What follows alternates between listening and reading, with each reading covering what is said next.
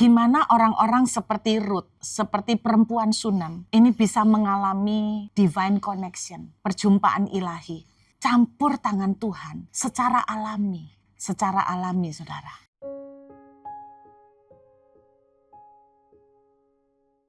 Contoh lain saya seneng banget di kitab Rut pasal 2. Itu saudara di dalam ayat 1 sampai dengan ayat 4 Anda akan baca terutama pada ayat ketiga itu mengagumkan. Rut itu janda, yang kita tahu janda pada tradisi orang Yahudi itu termasuk aib, orang yang di strata bawah. Dan dia itu milih ikut Naomi mertuanya, menurut saya itu cari masalah.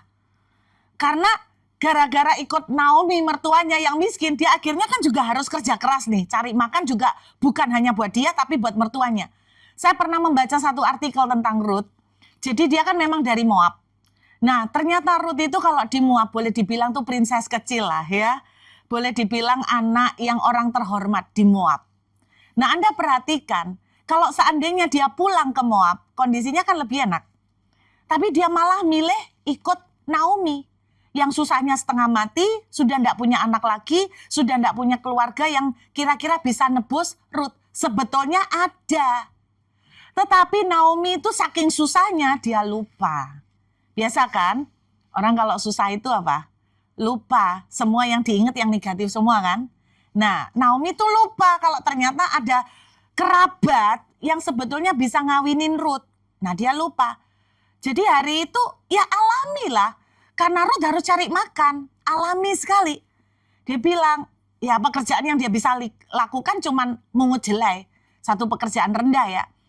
Dia bilang, Mama saya akan pergi memungut jelai. Pergilah anakku, Tuhan memberkati engkau. Kira-kira kan seperti itu. Nah apa yang terjadi? Ruth tidak pernah tahu ternyata ada Boas. Dan Ruth juga tidak pernah tahu ladang mana yang punyanya Boas. Sama sekali di luar perencanaan. Dia cuma mengalir aja teman-teman. Mengalir karena apa? Karena tuntutan untuk cari makan. Saya juga enggak tahu kenapa dia sampai di satu ladang yang ternyata ladang itu miliknya Boas. Bisa aja ladang itu mungkin ladang yang pertama yang dia mau datengin mungkin orangnya terlalu crowded, terlalu padat, mungkin dia pindah ke sebelahnya. Dan dia enggak tahu ternyata ladang di sebelahnya punyanya Boas. Dan Boas itu adalah konglomerat Bethlehem, saudara. Anda bayangkan konglomerat Bethlehem. Alkitab menuliskan begini, satu-satunya kata kebetulan itu ada di Rut pasal 2 ayat 3. Kebetulan, Rut ada di ladang milik Boas. Saudara percaya ini kebetulan? Saya yakin ini ada tangan yang tidak kelihatan, yang gimana caranya ngiring Rut sampai ke ladangnya Boas.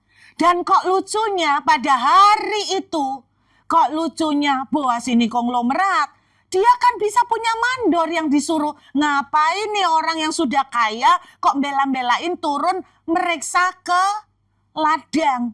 Ya saya percaya, enggak tahu gimana Tuhan gelitik Boas di kantornya kali ya. Gelitik, ayo datanglah ke ladang, cuacanya lagi bagus. Nih lihat bagaimana pekerja-pekerja. Entah gimana Tuhan yang ngutek-ngutek nih hatinya Boas. Sehingga dia enggak tahan. Dia datang ke ladang, ketemulah matanya menatap seorang wanita. Ini yang saya percaya love at first sight. Cinta pada pandangan pertama. Loh saudara, Anda bayangkan ya, saya tuh kagum juga dengan ceritanya Esther. Ini loh yang namanya divine connection, ini loh yang namanya providence, campur tangan ilahi.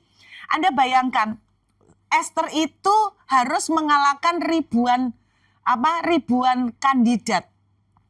Saudara, zaman dulu belum ada laptop ya, belum ada internet. Kalau ada hari ini seperti ini, enak buat raja tinggal mendaftar semua calonnya, tinggal buka filenya, ya kan? Ini katanya satu artikel 7.000 calon, saingannya Esther. Saya ini bayangkan jadi raja, coba Anda bayangkan jadi raja. Semua pasti calonnya itu kan bagus-bagus dandannya toh. Waktu nomor 1 datang, wah cantik ya kan? Tapi pasti raja bilang begini, jangan buru-buru mutuskan. Nanti siapa tahu berikut-berikutnya lebih cantik. Lalu datanglah nomor 2. Wah beneran, lebih cantik dari yang nomor 1. Ini gampang kalau membandingkan masih 1, 2, sampai 10 pun masih gampang. Saya membayangkan, nggak tahu Esther itu nomor berapa. Katakan kalau Esther nomor 500 dari 7.000, saya bayangkan gini, 500 dari 7.000. Saya bayangkan gini, waktu dia lihat angka yang 499. Wah, ini cantik juga.